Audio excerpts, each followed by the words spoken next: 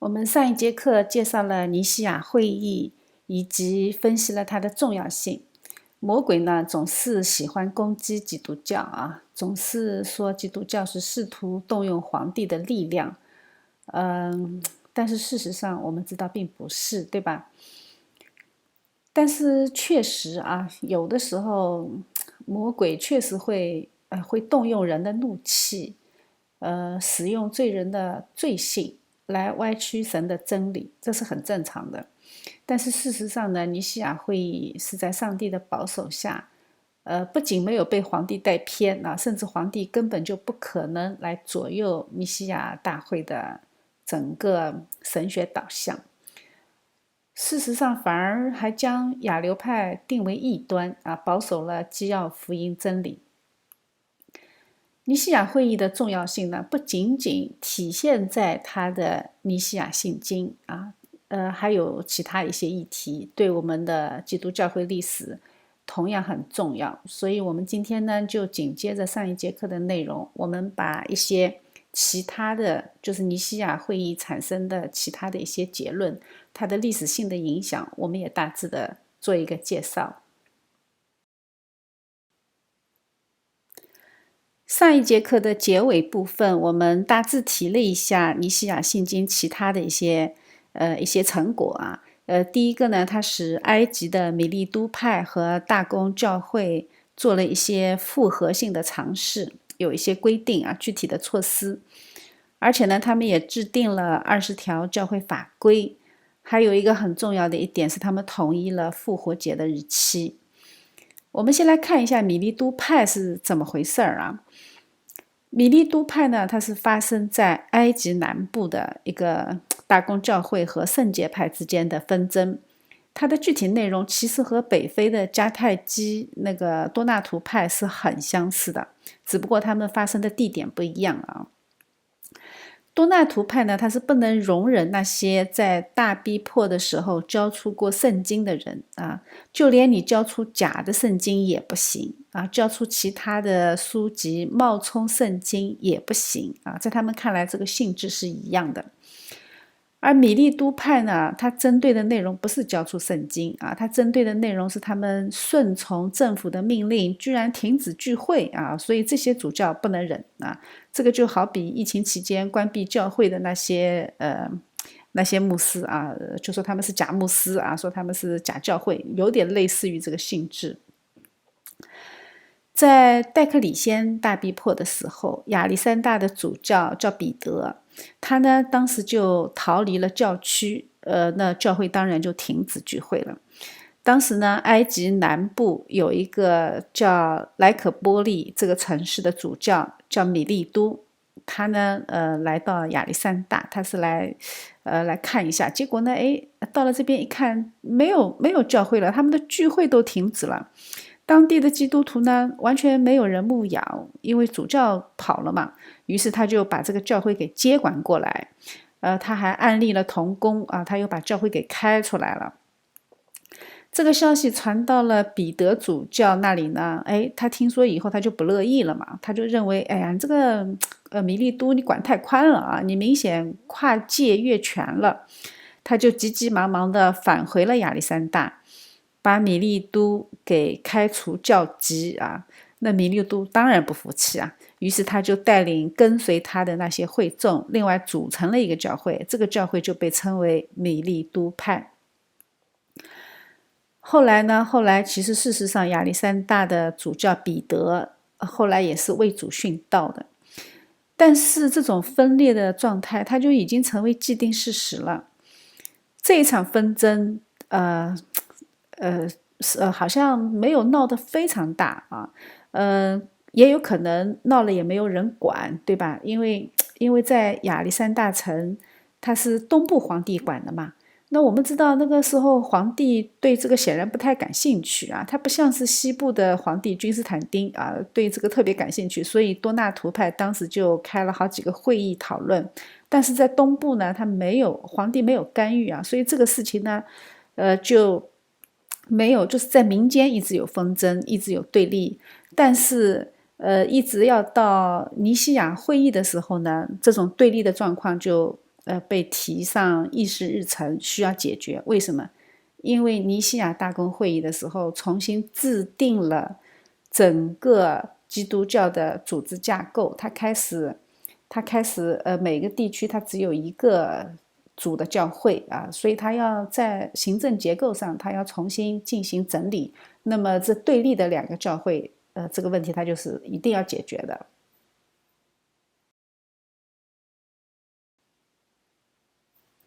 君士坦丁大帝开尼西亚会议的目的，就是希望教会要合一啊。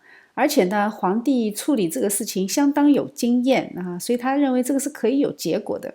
于是呢，尼西亚会议就裁定啊，像这种情况呢，双方都要各退一步啊。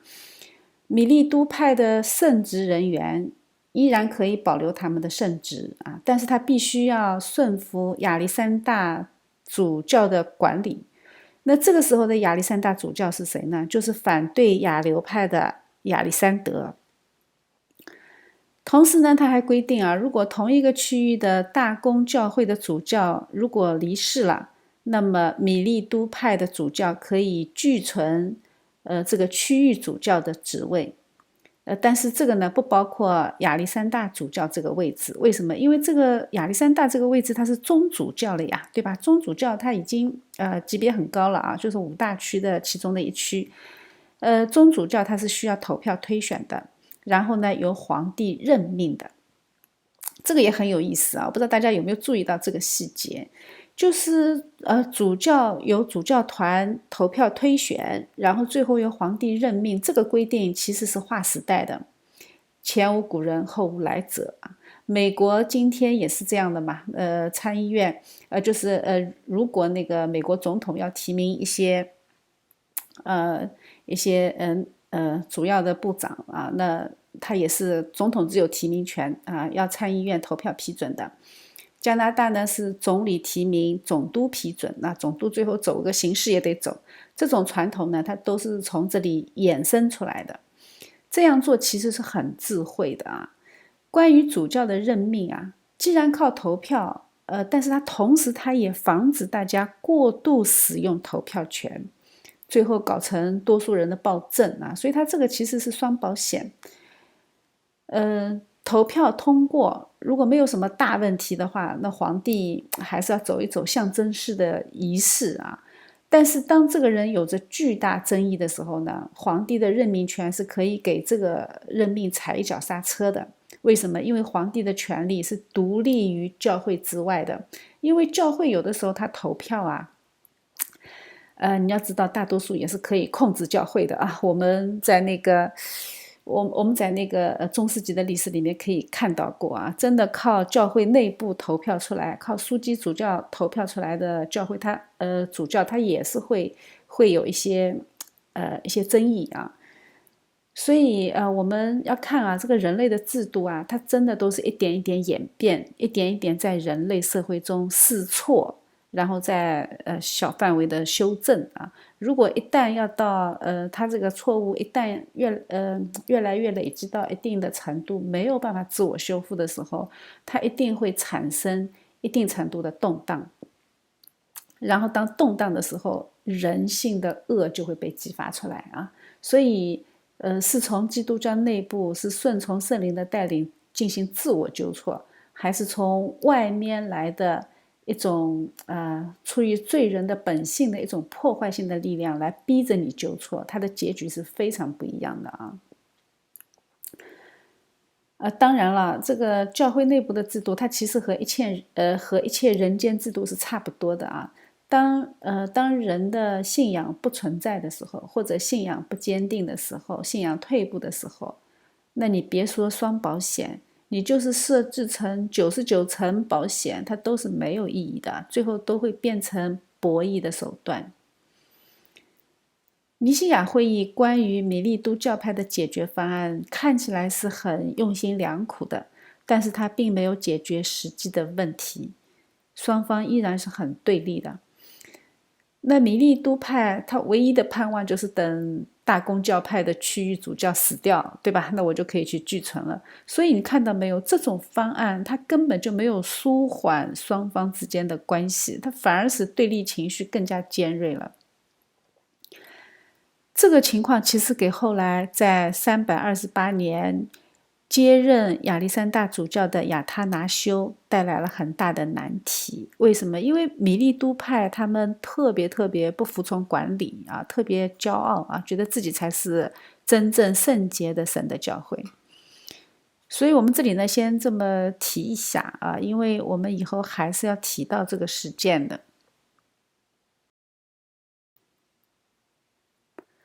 我们再来看一看教会治理相关的20条规定啊。尼西亚会议制定教会法规，这是第一次啊，教会历史上第一次超出地方会议之上，在大公会议制定教会的行政规则。我们知道以前啊，教会治理的规定它都是地方性的，但是这一次不一样，这一次是大公性的。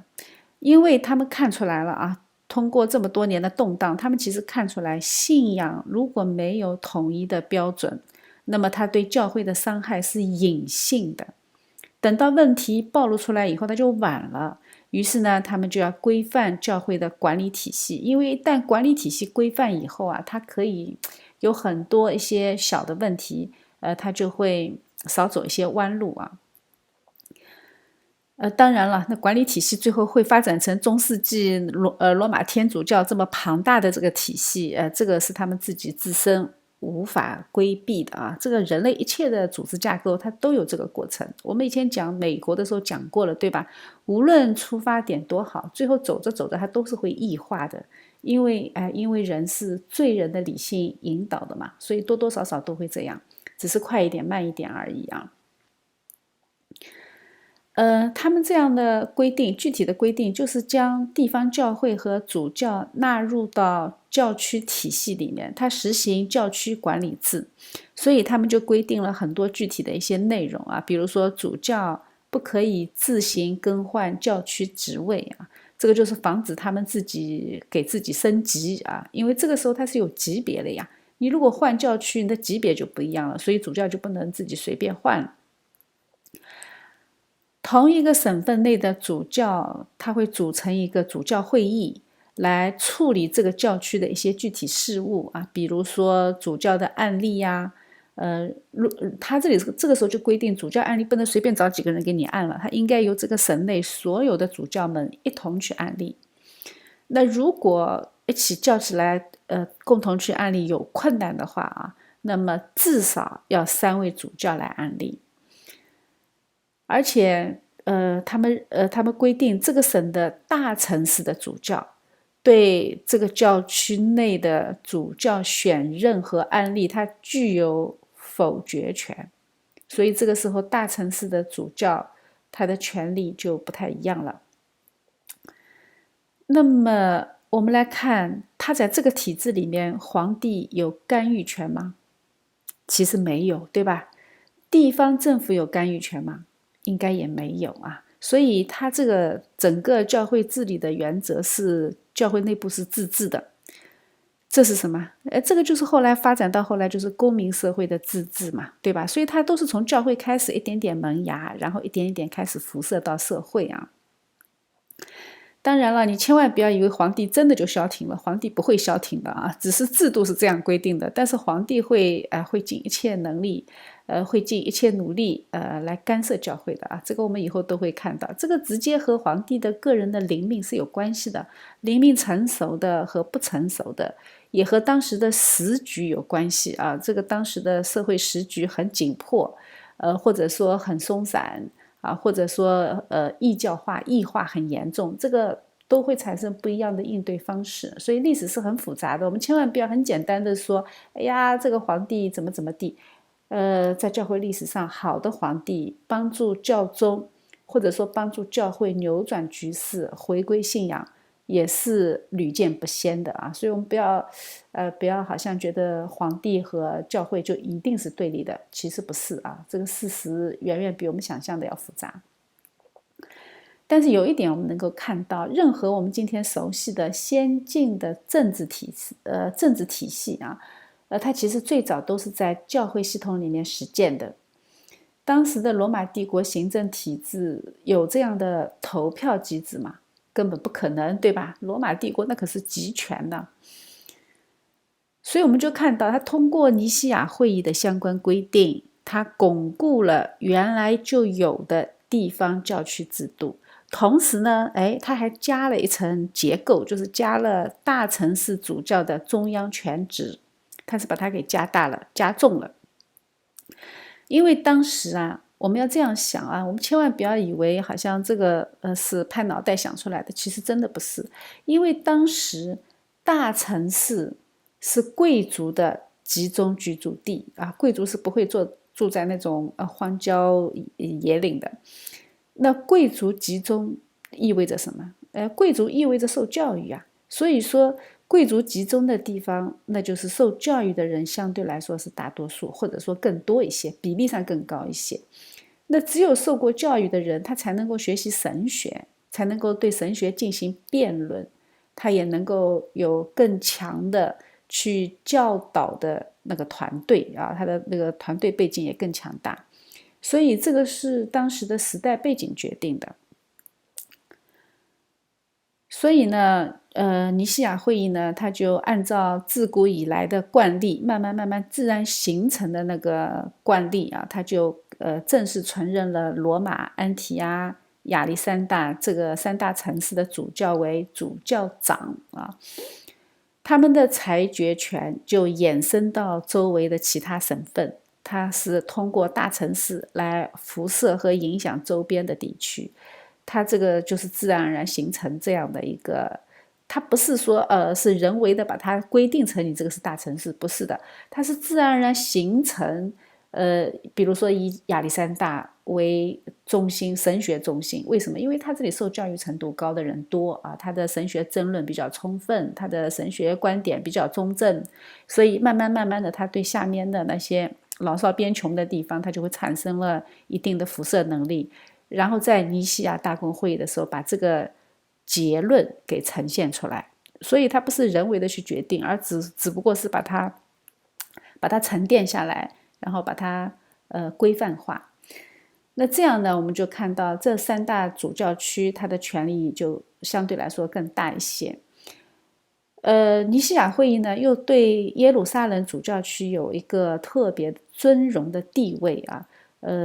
这个时候他没有把它规定下来的原因是什么呢？是因为这个时候耶路撒冷的主教区，它其实那个时候并不是特别的兴旺。为什么？因为2次犹太战争啊，再加上罗马皇帝一直在破坏耶路撒冷地区，就怕犹太人再回来嘛，所以整个耶路撒冷是很荒凉的。所以那个时候啊，在耶路撒冷地区的基督教会它不那么兴旺。但是因为他们有特殊的地位啊，所以后来在公元451年，耶路撒冷主教也被尊称为主教长。那么还有一个地方就是君士坦丁堡，对吧？因为后来这个君士坦丁大帝把帝国的首都迁到了君士坦丁堡，所以这里的主教呢，在公元334年，就是尼西亚大公会议开完以后第9年，也被尊为主教长。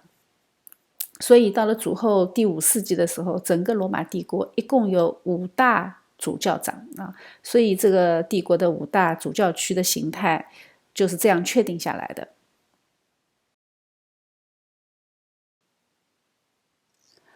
像我们现在啊，是处于历史末端，所以我们是有特别的福利啊。我们这一项福利呢，就是我们不仅可以看到罪人在历史中的努力，我们也可以看到罪人的努力产生的破坏性的后果。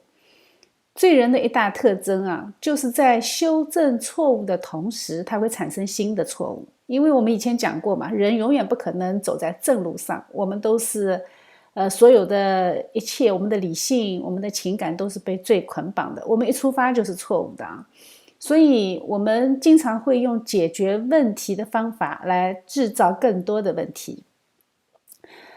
在尼西亚大会期间啊，他为了使当时摊大饼式的自由生长的教会有一个神学上的归正的方法，所以我们看到教会就建立了主教制这样的一个教会体系啊。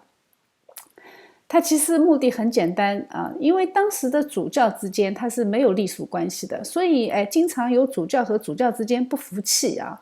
那为了解决这个问题，因为神学必须是统一的啊，必须不允许让人野蛮生长的，所以为了解决这个问题呢，他们建立了教区内主教的选举制度，并且呢还由皇帝亲自来宣布，对吧？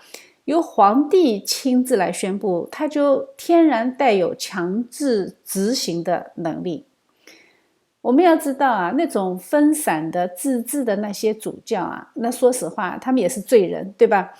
你如果想拿掉人已经拥有的权利，那是不太可能的啊！哪个主教轻易肯把自主权交出去啊？对吧？没有人的，自己说了算，那多爽啊！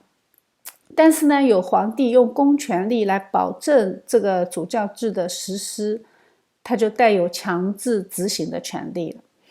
这样呢，就保证了最大范围的那些地方教会们都能够纳入正统教会的系统，接受区域主教的神学牧养。否则那些边远的郊区，那些远离城市的小乡村的教会，它是没有相应的有文化的人来学习神学的。大城市的学术效应其实一直都有啊，在每一个时代，这都是很真实的。所以这种措施它在当时是有它的合理性的。但是人是一边解决问题一边制造问题，对吧？那这个政策一直演变到中世纪的时候呢，它就变成了主教续任权，或者叫做授衣礼。就是说主教任命的时候是由皇帝把权杖交给主教。这个你从神学上想好像就不对劲，对不对？什么时候皇权比教权更高啊？这不太可能嘛，对吧？所以呢，后来我们到中世纪的时候就看到神学非常坚定的一些教皇就开始了主教续任权之争啊，就将教权从皇权下挣脱出来。这个不是一代教皇可以解决的问题啊，他要连续经历好几代教皇。你教权最后要把君王的权力关到笼子里去，这个是一个非常漫长的过程。首先教权自己首先要从皇权下挣脱出来，这是第一步啊。所以说一直到1215年大宪章的时候，英国大宪章的时候，这个过程前后加起来将近也要接近500年的时间啊。所以我们看到没有历史它就是这样不断的修正的。这个修正是从神来的人自己是做不到。我们只能看到在必要的时候圣徒做必要的事情，但是呢，当这个事情它的时代性功能消失的时候，神就会带领他们挣脱那些错误的枷锁。这个政策刚刚开始的时候是当拐杖用的，结果后来这个拐杖越长越大，变成枷锁了，那当然是要挣脱的所以我们应该看到在历史中一切神学的演变和政策和制度，其实我们都要把它们放在大历史中去看，我们这样就能理解得更加全面一些，不会轻易的产生一刀切的思想。因为随着时间的推移，环境改变了，那确实当初很多的政治和行政政策它会变得不合时宜，但是不等于它当初的设置是错误的，这是两回事现在的左派它往往会利用这些所谓的过时的政策来夸大和否定当时政策的合理性。他们这么做的目的很简单就是想他要用更加激进的改革的那种策略来破坏传统，所以他指责以前的政策的不合理性，他的目的是要为自己破坏传统找到合理性。所以宏观的历史观对建立保守主义思想特别重要。我们反复在历史课里面强调这一点。关于宏观历史观，我们在欧洲历史课里曾经讲过，在福音版的约书亚记，好像应该是约书亚记里面我们也讲过，而且在十字军东征那一课里面我们也讲过啊。我们真的是反复讲，希望能够将这个观念深深地刻入我们的思想系统，时时刻刻约束我们内心的罪性。为什么？因为罪人的本质就是革命嘛，就是恨嘛，就是恨别人，恨神啊。那耶稣说了，你恨人就是杀人啊。所以我们人是天然的唯我独尊啊。所以我们轻易的否定别人总是更加容易啊。罪人刷存在感的本质就是否定别人，高举自我。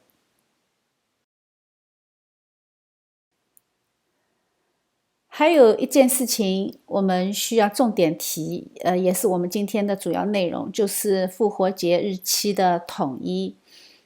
当我们的主耶稣复活升天之后，教会就一直在纪念他的复活。教会用什么方式来纪念呢？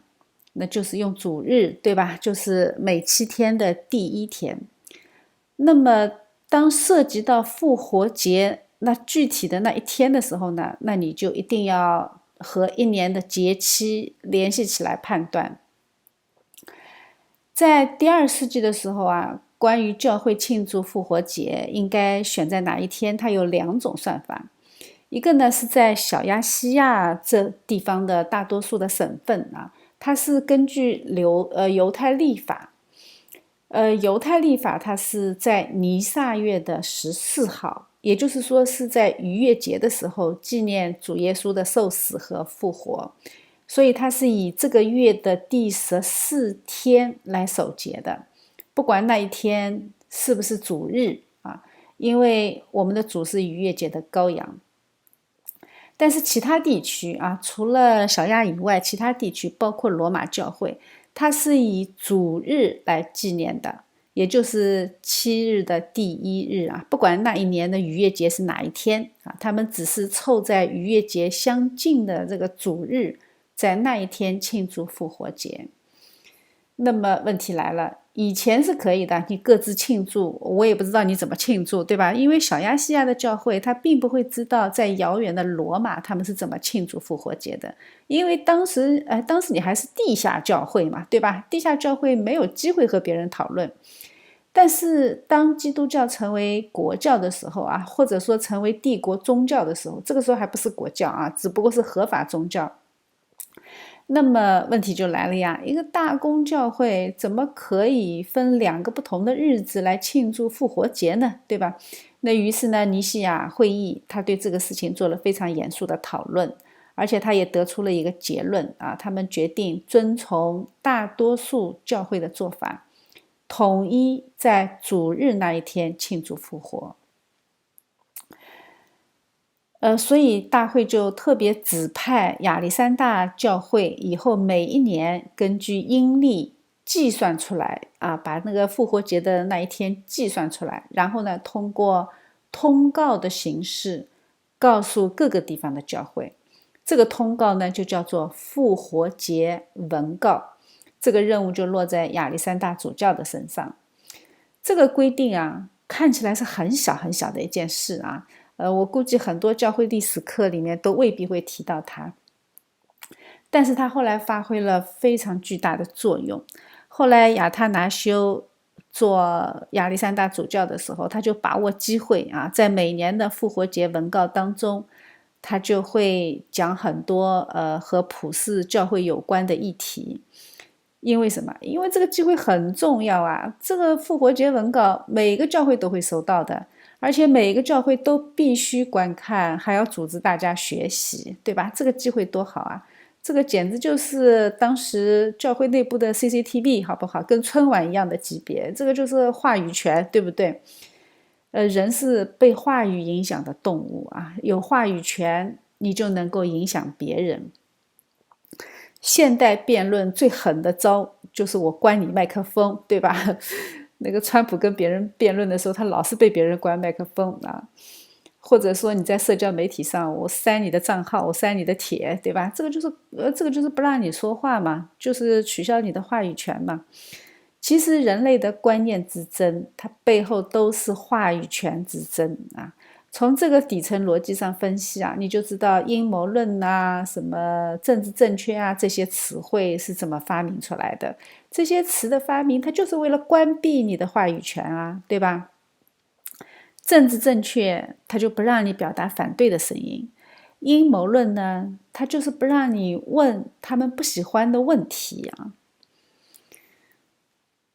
所以话语权很重要啊。亚特拿修就非常会利用这个机会啊，他在复活节文告里面，他经常会强调啊，或者呃会那个重复一些教会非常重要的内容。比如说他在367年的复活节文告当中，他就提到了新约正典27卷书目。说明什么？说明当时的普世教会基本上已经认同新约正典，这个是非常重要的证据。因为我们从大公教会的决议上看，好像要到400多年才最终确认，但是事实上，其实很早的时候，这个都是一个大家都公认的共识。只不过当反对的声音越来越多，或者异端越来越多的时候，大公教会需要用一个文告来把它确定下来，所以他才会开2次加太基会议，把那个新约的正典才确定下来。这是一种应对啊，这个不是我们解决问题的方式，这是一种应对。其实在那之前基督教教会历史上大家一直都知道哪些是正典，哪些是伪经，甚至上帝亲自还把伪经给烧掉了，对不对？通过教会的动荡啊，通过罗马皇帝的逼迫，我们以前都讲过这个过程，对吧？所以我们看待历史啊，你发现没有？看待历史、解读历史，是用你的神学去解读的，是用你的世界观去解读的。所以他们不相信神的人，他们看待历史的角度当然和我们不一样，对吧？当然了，这个复活节文告后面还有很大的作用啊，我们以后还是会提到它的。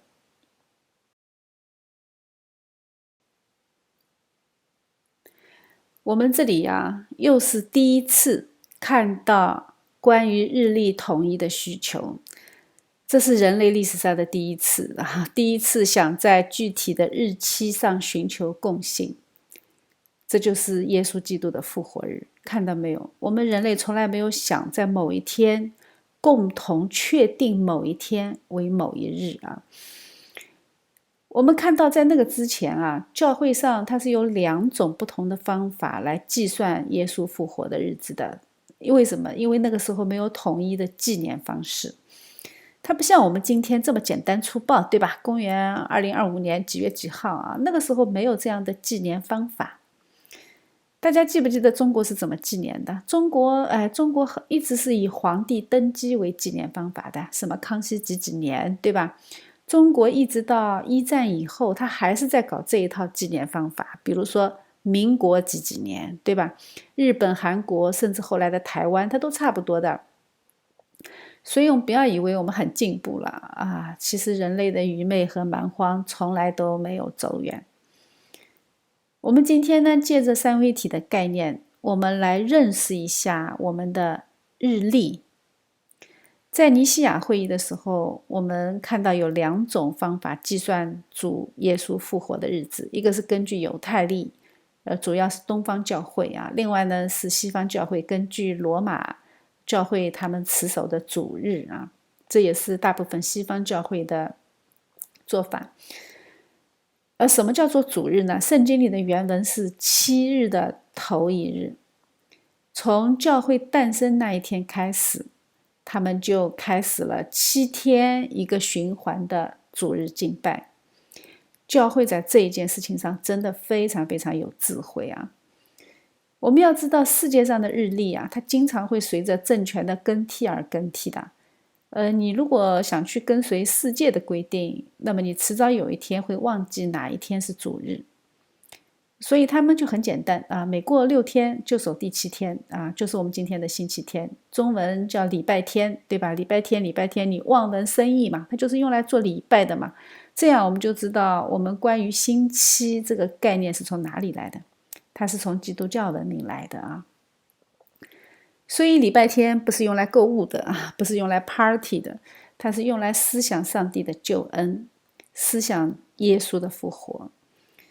在尼西亚大公会议的决议当中，复活日的计算，它是，从那个东方教会从那个犹太历的日子上面去推算，回归到主日的7日一循环这个计算方式，这个是非常非常重要的。为什么？因为当时他们可能就是觉得，哎呀，很简单嘛，大多数教会都是按主日，那我们就守主日咯。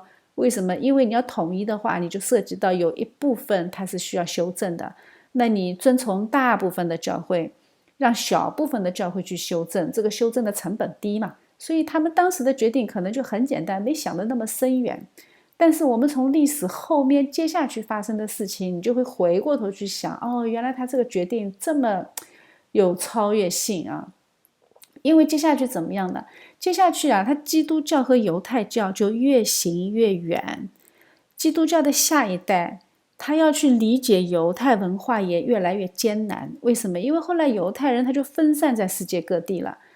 那你想想看，传统的小亚细亚的计算方式，它就一定会使基督教在计算犹太逾越节的具体日期产生偏差。因为那是以年为单位计算的，那春分这个日子就很重要。而那个时候呢，罗马帝国的历法要计算春分，那是很靠不住的。所以这样比较一下呢，你会发现，哎，我们是以7天为一个周期循环计算，那个可靠性就会大很多。对不对？因为你7天嘛，这个天你是很好计算的嘛，对吧？天亮了，天黑了就一天嘛，所以说你要算天你是不会算错的。你要算年，计算这个春分的日子，那个可靠性就低多了啊。所以你想想看，以年为单位，它计算的是犹太教，对不对？因为犹太教它每年是有赎罪日嘛。那虽然基督是赎罪的羔羊，没错，但是他是什么？他还是上帝呀，对吧？那上帝的安息是什么时候啊？上帝的安息，创世纪告诉我们的是第7日，对不对？所以他这样一规定呢，就直接把犹太教的所谓宗教节日，就直接拉到了创世纪里面的创造日。所以我们每7天一个轮回，在第7天里和上帝同享安息，在人子的复活里享受他的安息。所以这个动作啊，它绝对是有跨越时代的意义啊。虽然我没有在任何教会历史书里看到他们强调这一点，但是我真的关于这一点沉思默想，我觉得它实在是太伟大了，绝对不是出于人意，而是出于圣灵。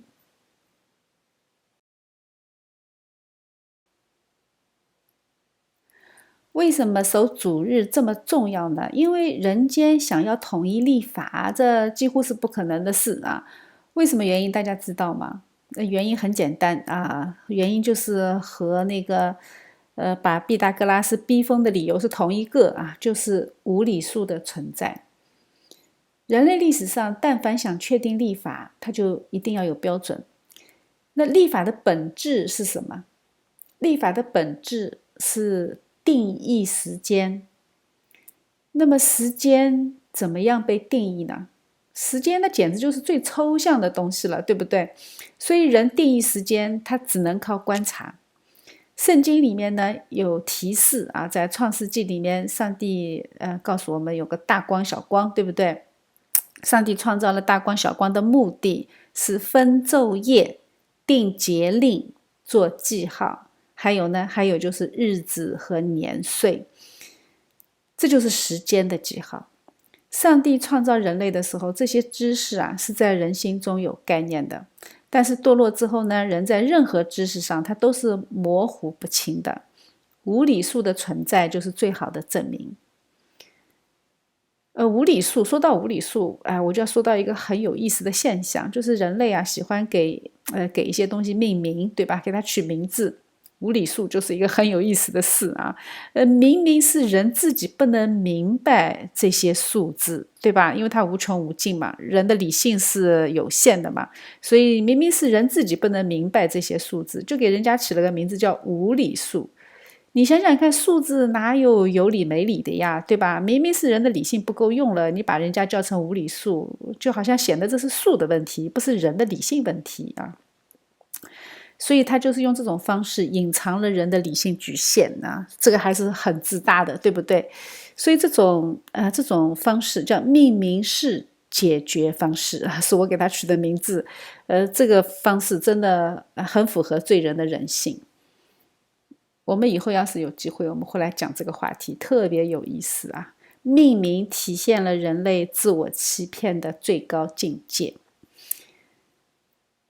我们再回过头来讲啊，我们讲今天的内容，这个话题我们暂时不展开啊，要是展开，我们就另外开一集。我们先来讲这个今天的内容，就是圣经向我们启示的观察时间的两种方式，其实人类都在用啊。人类一般就是用这两种方式来观察的，来定义时间的。一种就是通过大光啊，通过大光就是太阳年，或者叫恒星年，或者叫天文年啊，就是你想和太阳同步，你这个一年想和太阳同步。那另外一种呢，叫小光，对不对？就是和月亮同步。那你这一年如果和月亮同步，那个就叫阴历啊。所以西方叫中国新年叫 Lunar Year， 对吧？那 Lunar 就是月亮的意思。但是我们待会儿说下去就会知道了，其实中国的阴历它不仅仅是月亮啊。但是 anyway， 月亮也好，太阳也好，它都是在轨道上运行的。但是啊，实际的轨道运行机制其实它并没有锁定地球的自转公转，或者说是月亮绕地球公转这个之间的关系。你们不要觉得听起来很绕口，其实我给大家讲一下，其实是很简单的。那地球自转是一天，对不对？地球公转是一年，月亮绕地球的公转是一个月啊。所以呢，问题出在哪里？问题就出在一天也好，一年也好，或者一个月也好，它都是很难被准确的分割。也就是说，任何想把一个月分成几天，或者将几个月组成一年，它都会遇到不能整除的现象，它一定会留下小数，留下分数啊。任何想把一年划分成几个月的，它也会产生余数啊，或者一些不完整的月啊。那这些剩余的或者不足的量，它就会从这个周期累积到下一个周期。它这样累计下去以后呢，它最后就会使各种周期都产生不同步这个现象。那既然它这个周期可能会不同步，那么这个就和人类想制定日历的这个目的产生了矛盾。人如果想制定日历，它的本来的目的，它就是想同步循环嘛，对吧？结果仔细推算以后发现你不能同步啊。那么一个日历如果整上几十年，那6月份它就从夏天变成冬天了，这可咋整呢？对不对？所以呢，这就是人类一直没有办法解决的问题。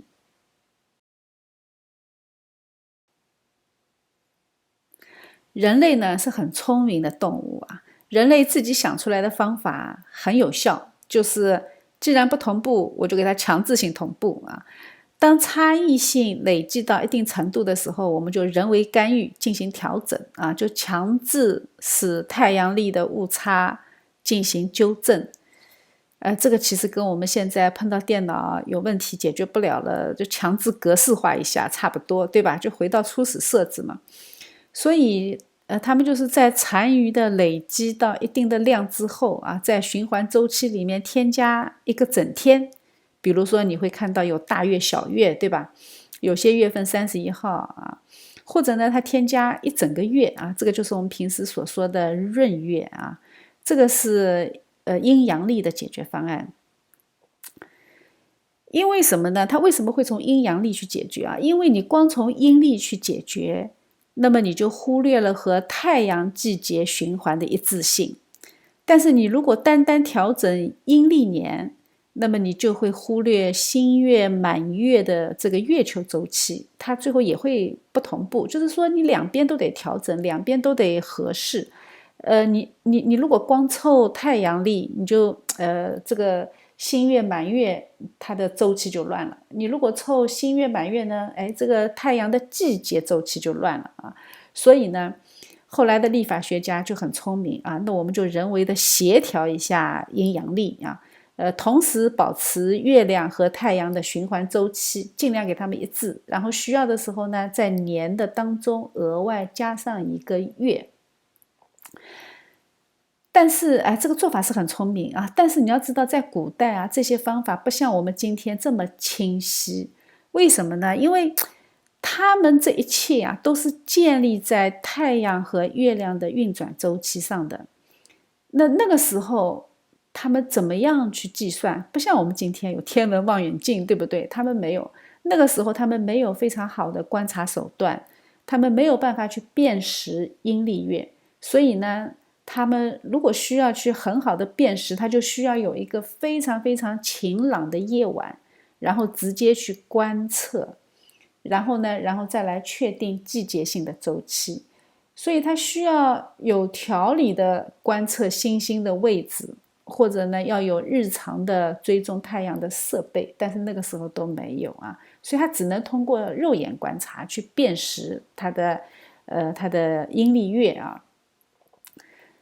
所以你就会知道为什么有人猜测那些巨石阵啊，就是古代留下来观察天空、观察那些月亮的那些设备啊，这个是人的猜测了。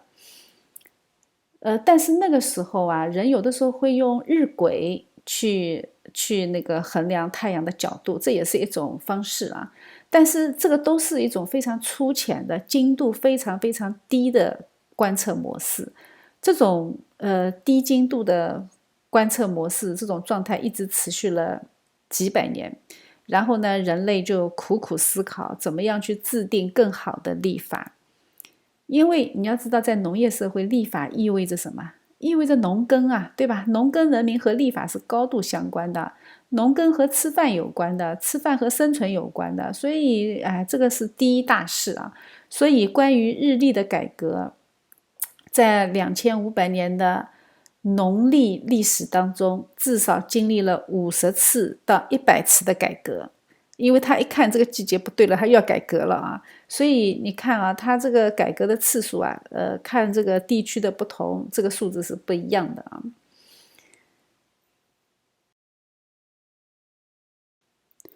所以啊，修历是人类古代君王的头等大事啊，因为和农业相关，和民生相关啊。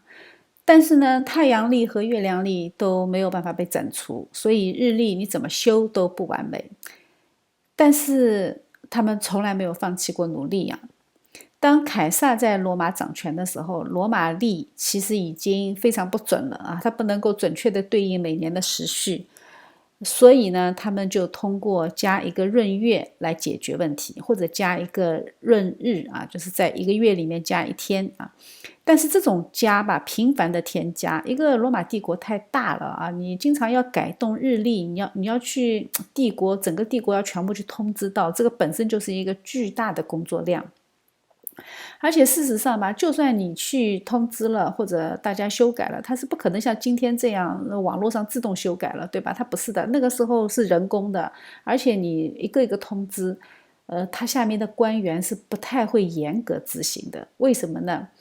一方面，这个和官员自己个人的认知有关系，还有一个嘛，官僚体制，对吧？还有一个很严重的原因是，它会影响到官员的任期。比如说，我的任期明明到3月底，结果你突然之间说，哎呀，加一个月啊，加一个闰月啊，那你是走还是不走啊？对不对？那新任命的官员到底是上任还是不上任呢？所以他就很容易引起混乱和纷争啊。所以呢，有些官员就不太配合这些事情。看到没有？所以人的张力啊就在这里显示出来了，对吧？因为农业的需要，所以日历需要修正，但是因为官员的饭碗，日历呢又不太被重视啊，所以呢，这个就是既得利益集团和民众的日常需求嘛，这是一对永远不可能解决的矛盾啊。只不过它在历史中，它是用各种不同的形式展现出来的。那个时候是修历啊，现在呢，现在可能是 MAGA， 对吧？但是啊，和世界上的一切改革一样啊，改革它都需要一个强有力的领导者啊，还要有一定的民间诉求啊。那领导者呢要有威望啊，所以他才可以推得动嘛。否则的话，官僚体制本身它就会成为改革最大的障碍。当官僚体制非常非常强大的时候，非常强势的时候啊，所有改革者都是炮灰啊。所以古罗马的改革者基本上他们的结局都是被暗杀的。那其实现代社会也一样，比如说肯尼迪啊、里根啊、川普啊，对吧？他都是触动了官僚体制的奶酪。所以看到没有，我们人类的本质啊，其实一直停留在古罗马，没有变过啊。日历改革呢还稍微好一点，它顶多就是影响官员的任期啊。那么当罗马落到凯撒手里的时候，他们就果断将日历进行了改革。它采用的是埃及托勒密王朝的亚历山大的希腊数学家和天文学家，叫索西芹尼啊，索西芹尼。他呢，既然是因为日历改革，它其实就是一个数学家的活啊，你数学不好是改不了的啊。所以呢，当这个时候凯撒用他的强权推动了这一套日历改革的体系啊，所以他用一个新的算法，然后在公元前的45年1月1号开始执行的。这个是什么意思呢？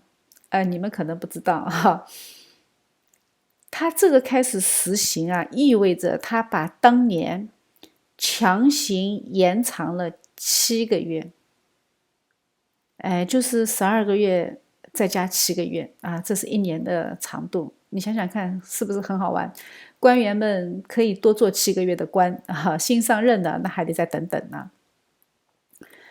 并且呢，它是将每4年1闰的这个月份替换到2月份，这样的话，它可以使历法更加的准确。我们今天所熟悉的12个月份的名称，它都是从儒略历来的，就是凯撒大帝的名字，中文翻译叫儒略啊，所以他把他的历叫做儒略历。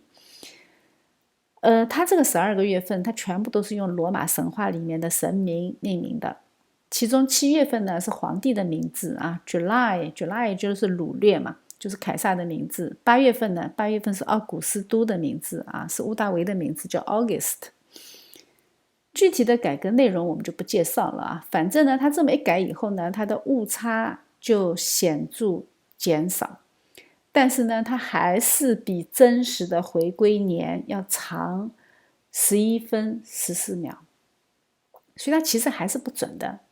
而且呢，这个误差它是会累积的嘛，对吧？它慢慢累积起来，到了16世纪的时候，到了1600多年过去之后，它的春分点已经落在3月10号或者11号了，看到没有？它已经跑快了整整10天了。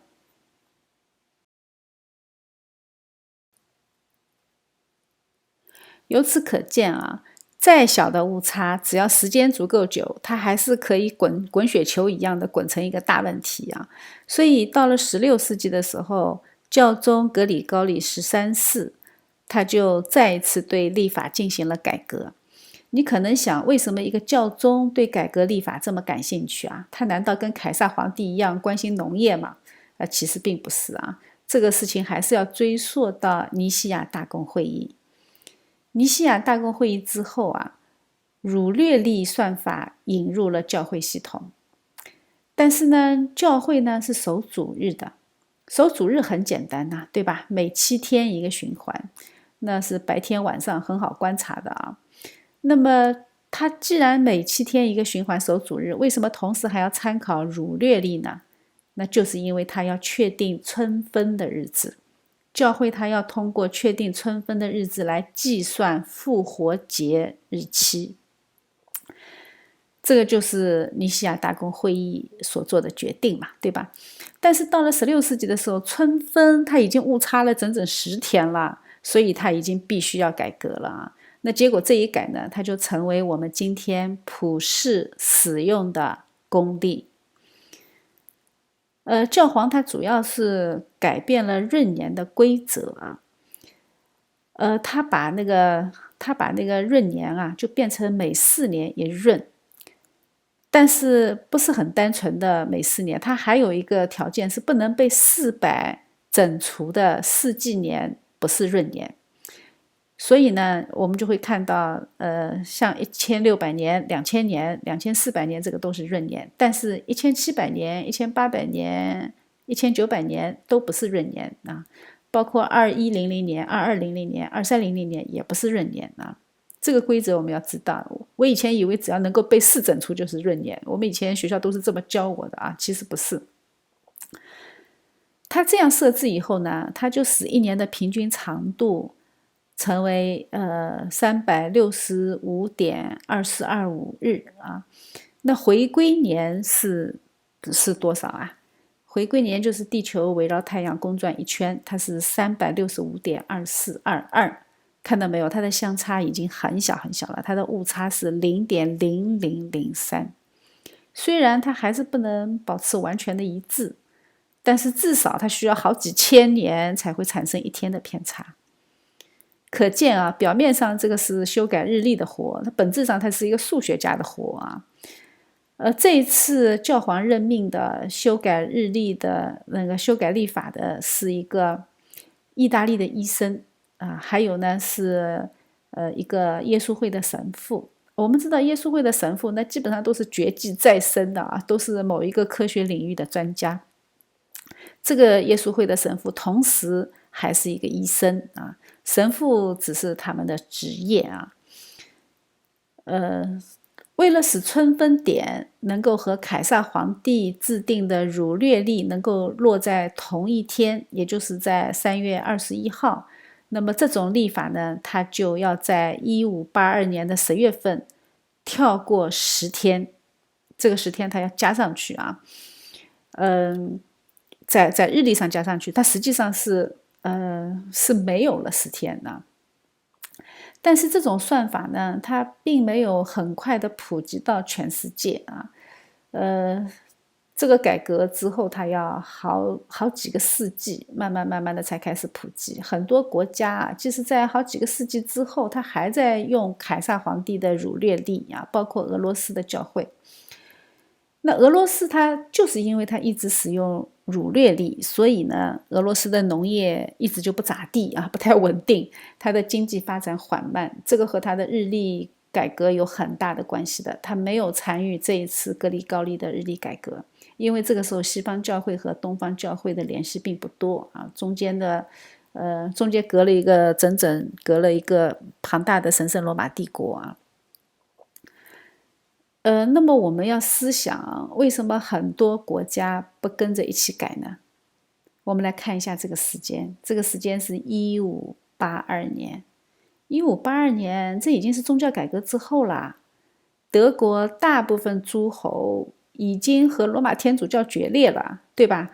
英国它也宗教改革了，所以德国它这个地方和罗马天主教决裂以后，他们当然就不会改。他们不改的话，那俄罗斯就更远了，就更加不会改了，对吧？英国嘛，英国也没有改，对吧？所以英国也宗教改革了，他也没有跟进啊。所以这个历法呢，它一开始就是在罗马天主教教区的国家使用。英国要到100年以后，到17世纪才开始有地方更换成格里历。那么这个时候他们更换的话，他们就要跳过11天，也就是说比100年前要再多跳1天。哎呀，英国真的是很有意思。英国有一个很有名的讽刺画家啊，他画了一幅画叫《竞选的娱乐》。在这幅画里面呢，你会看到，地上扔了一个横幅，这个横幅上面就写着"给我们11天"啊，就是讲这个事情的。所以，这个转换的过程在英国是很漫长的啊。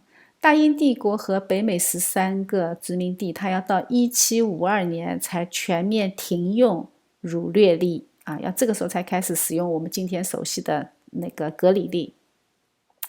整个欧洲完成这种转换用了将近300年的时间，但是一直到今天还是有一些小小的岛国或者小小的一些地方使用儒略历的。苏格兰有一个岛就是依然在用儒略历。所以我们人类历史上有好几个世纪啊，它是2种历法共存的。当人记录某件事情的时候，记日期的时候，他要标示出来，哎呀，我是按照老方法记的还是按照新历法记的。希腊是最后一个接纳格里历的欧洲国家，一直要到20世纪，大多数的非西方国家也最终采用了格里历作为民用的历法。这个是20世纪啊。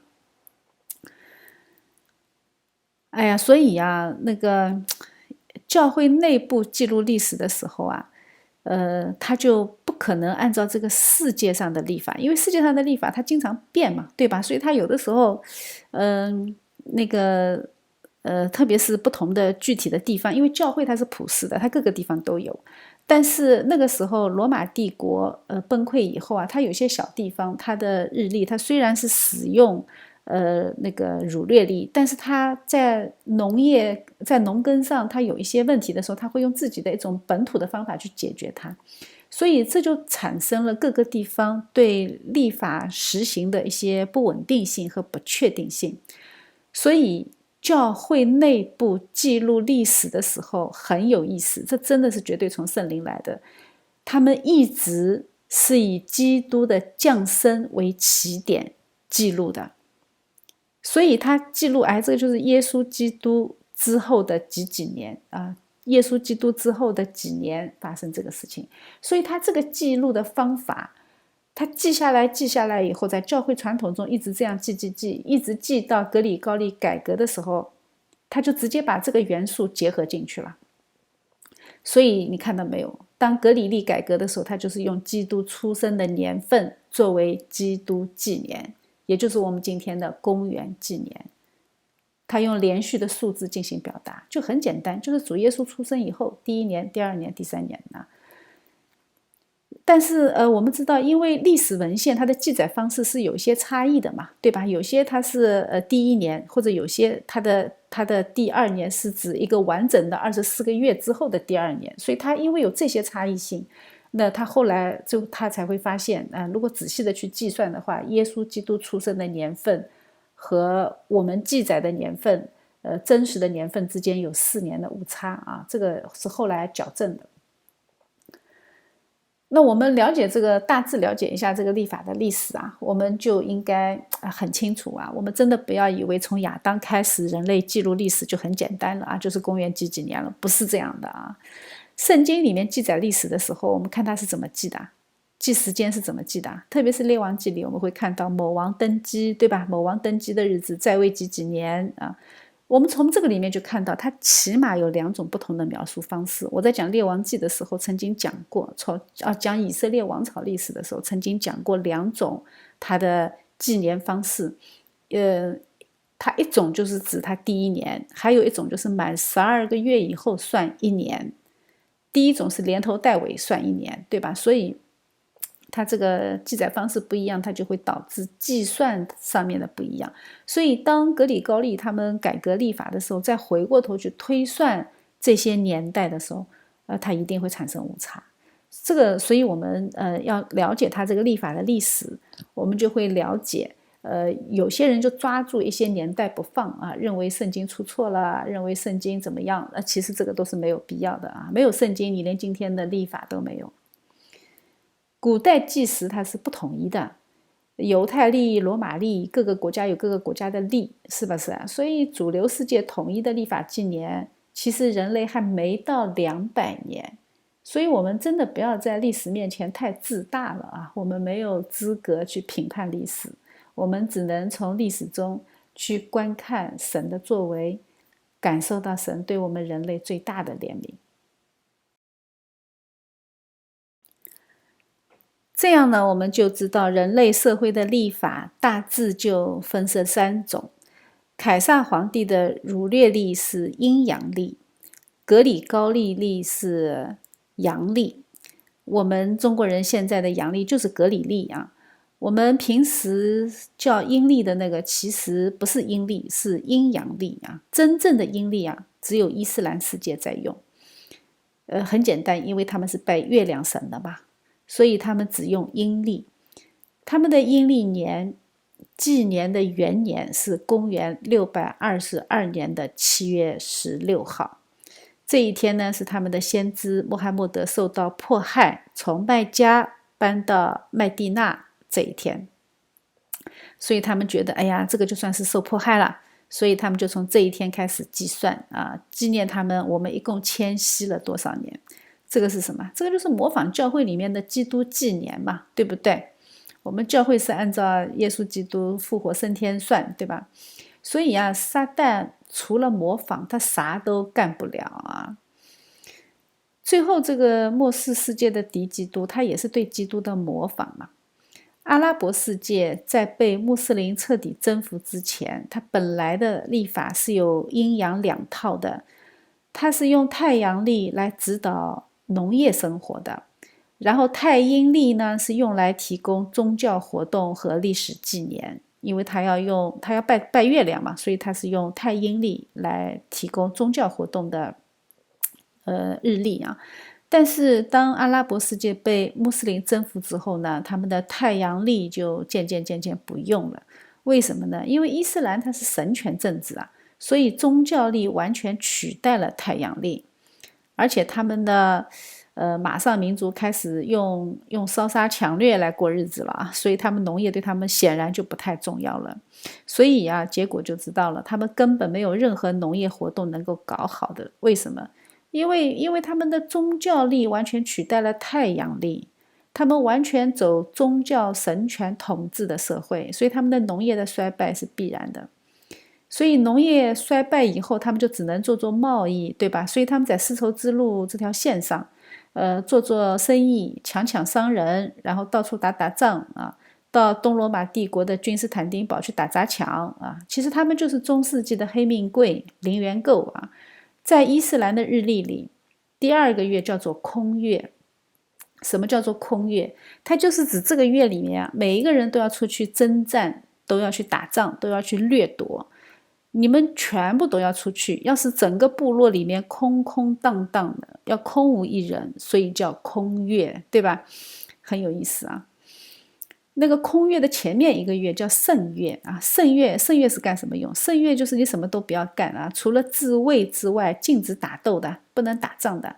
那你想想看，都憋了1个月了，所以第2个月就要全面出击去掠夺，要把失去的损失夺回来。所以他们的日历很有意思啊。上帝在圣经里面吩咐亚伯拉罕离开的乌尔，就是拜太阳神和月亮神的。他们的一周也是有7天啊，但是他们歪曲了7天的意义。他们其实从基督教里套用了7天的概念，但是他用物质世界的东西带进去了。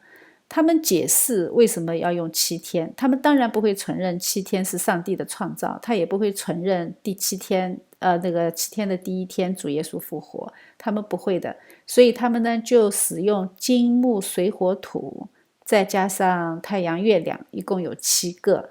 他们把这7要素称为构成世界的基本要素，这个和日本的理念是一样的。而且穆斯林呢很有意思，他们是在礼拜5这一天举行葬礼的，其他的日子是不可以举行葬礼的。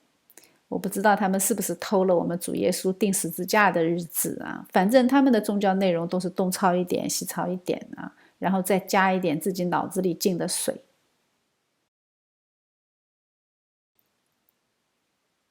由此可见啊，历法的背后是人类的思想哲学。凯撒的历法，它的改革是以太阳历为基准，然后结合月亮历啊，它是想精确地表达地球公转周期，这个和罗马的太阳神崇拜有关系。但是毕竟它同时还是农业大国，所以它要两者兼顾，它必须在这两者之间找到平衡。那伊斯兰就简单粗暴很多啊，他们崇拜月亮神，他们的清真寺顶上都是有月亮的，所以他们的日历就单单用月亮历啊，用来敬拜。所以他们把宗教放在一切之上，农业和民生对他们来说是不重要的。那这样的结局，当然最后就只能四处掠夺，这是他们自古以来的传统啊，至少上千年了。光东罗马他们就抢了800年，对吧？自从有了石油之后，那就更加了。他们利用西方资本的贪婪，合伙欺骗全世界。石油最大的谎言就是说它是化石燃料。你肯定听说过啊，有科学家说，石油是动物尸体变的。这个其实根本没有科学依据啊，它只是某些被资本买通的所谓科学家的谎言，它是配合哄抬油价的。如果他说的是科学，那么这种高温高压下的转变过程，它就应该可以被实验室重复操作，对吧？所以既然不行，就说明它不是事实。所以他很夸张啊，说要在地底下待上几千几万年，甚至上亿年才能变成石油。他们这么扯谎的目的，就是想造成石油燃料的稀缺。他认为这是非常稀缺的一种燃料，所以呢，价格就可以抬高。而且有些国家的左派，比如说加拿大和美国啊，它就可以以战略储备为借口限制开发，它就可以从中东进口啊。那这样的话呢，那中东那些资本的投资者，他们的油就可以销售更好。而穆斯林呢？穆斯林他们是从另外一个角度入手的，他们拿了西方大量的援助资金，负责在中东发动战争啊，使中东局势非常不稳定。这样呢，石油公司同时也可以趁机抬高价格。中东那些王室啊，他们只不过是土地的拥有者，其实真正的石油资本的投资还是西方，所以他们其实早就苟合在一起了。否则你想，为什么近100年来，全世界都好像进入2战之后的秩序和法律社会了，单单就穆斯林世界战乱不断呢？为什么？你们想过没有啊？而且全世界的媒体都非常热衷去报道中东的局势，感觉那里很糟糕，需要全世界的人道援助，对不对？那人道援助的钱出去了，你还能监管吗？所以这就是一个吸钱的黑洞啊！全世界的政客的黑钱都是通过这里洗出来的。所以啊，中东真的是特别体现人性的地方。我们再把话说回来啊，我们看中国人，中国人喜欢用阴历，它其实也是阴阳合历，是罗马天主教耶稣会的传道士啊汤若望特地为中国人定制的。它主要的目的也是服务于农耕。因为如果没有准确的日历，那农业生产就不稳定。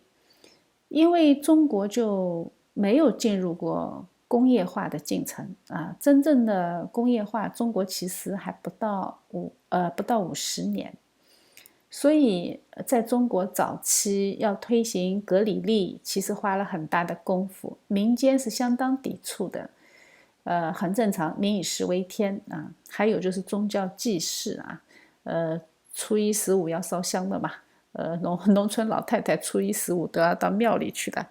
还有什么清明上坟，冬至烧香，还要什么迎财神、送灶王啊，这些乱七八糟的东西，它全部都是阴历啊，所以它也是和偶像崇拜高度相关。所以说明中国它有相当长的一段历史。重农传统和宗教迷信，它的习惯是非常非常深的。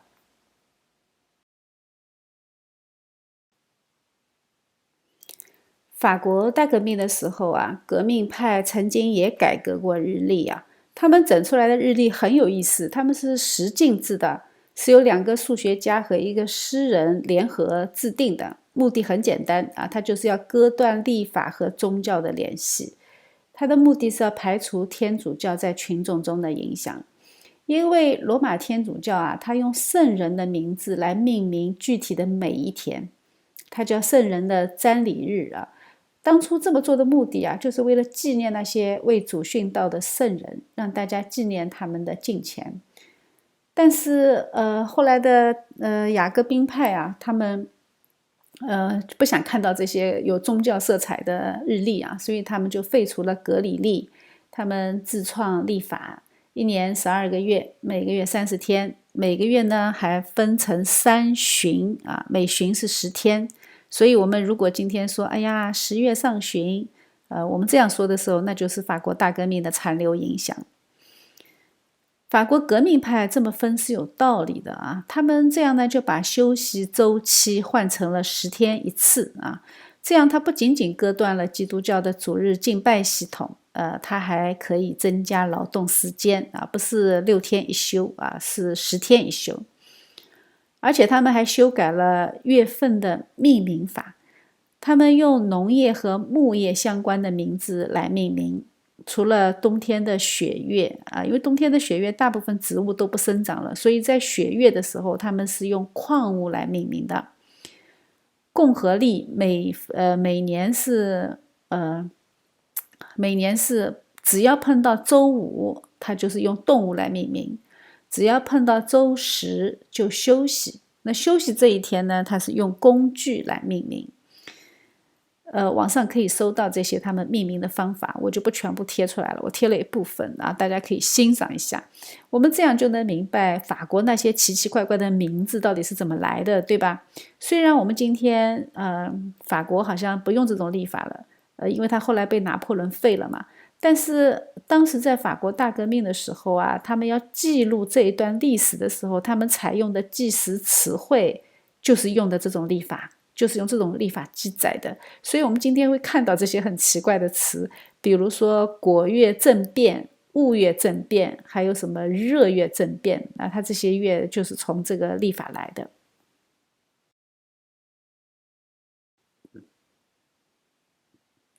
雅各宾派啊，他们自己在1793年起草新历法的国民大会报告里面，他们自己说了自己历法改革的动机啊。他是这么说的，他说我们的出发点是通过日历来庆祝农业体系，并带领国家重返农业体系，用从农业和农村经济中获得的明显的迹象来标记一年中的时间和年份。由于日历是我们经常使用的东西，因此我们必须利用这种使用频率，将农业的基本概念摆在人们面前，以展示自然的丰富性，使他们热爱田野，并有条不紊地向人们展示天上的影响和地上的产物的次序。看到没有？这是他们的动机和出发点，目的很简单，推崇自然，热爱世界啊。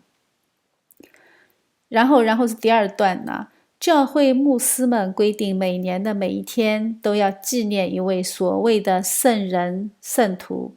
这种历法和名录既没有实用价值，也没有说明具体的收入方法，完全是一堆谎言和诈骗。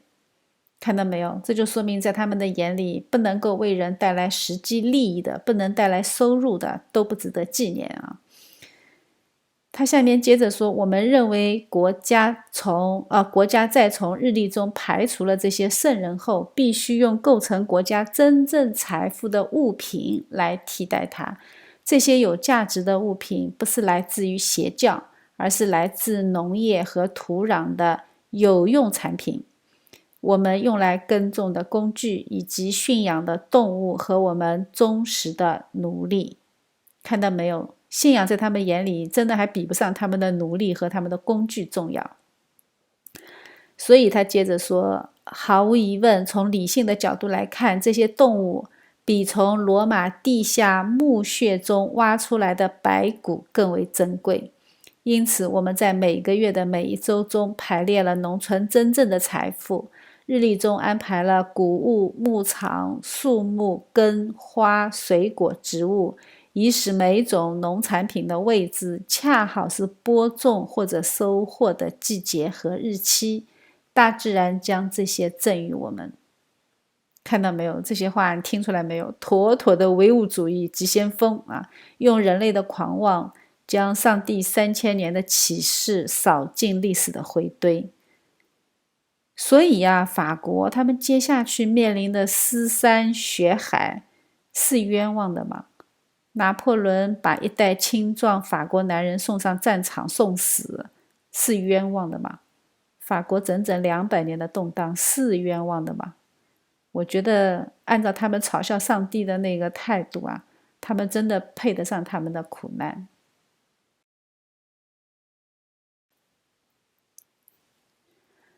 所以我在看法国历史的时候啊，我真的感觉到想起上帝在《列王纪上》19章里面说的一句话啊，上帝对以利沙的预言啊，吩咐以利沙说，将来躲避哈薛之刀的必被耶户所杀，躲避耶户之刀的必被以利沙所杀。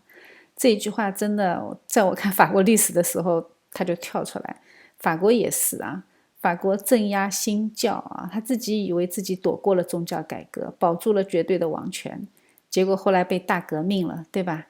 大革命剩下的被拿破仑了，被拿破仑杀剩下的被共产主义了，共产主义被杀剩下的被希特勒了，对吧？所以一战、二战，法国都付上了巨大的代价。法国号称是天主教的长女，结果呢？结果从果子上去看他们的内心，就知道他们的信仰是不纯正的，他们的神学是有问题的。只要心灵没有被福音归正，人类的本质就是杀戮。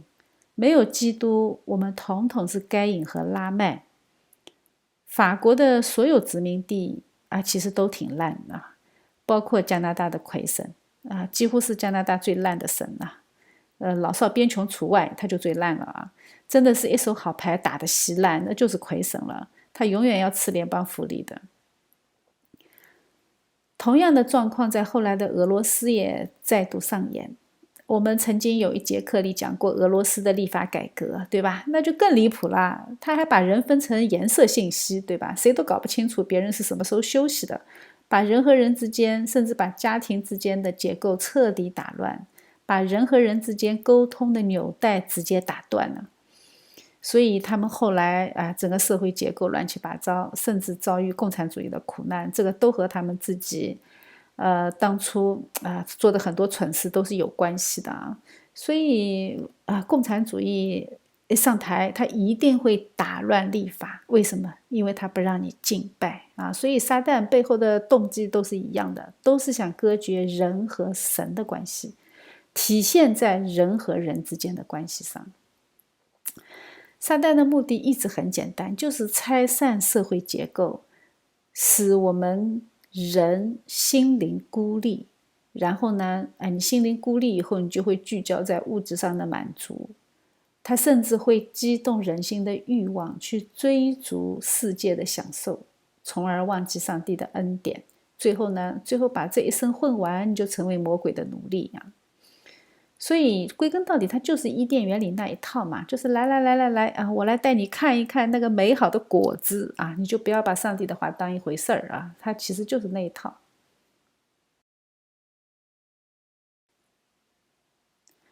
所以法国大革命也好，苏联也好，它背后有同一个灵啊，它的本质都是试图通过改革立法来改变基督教跨越2000年的敬拜习惯啊，所以它本质上是出于撒旦的。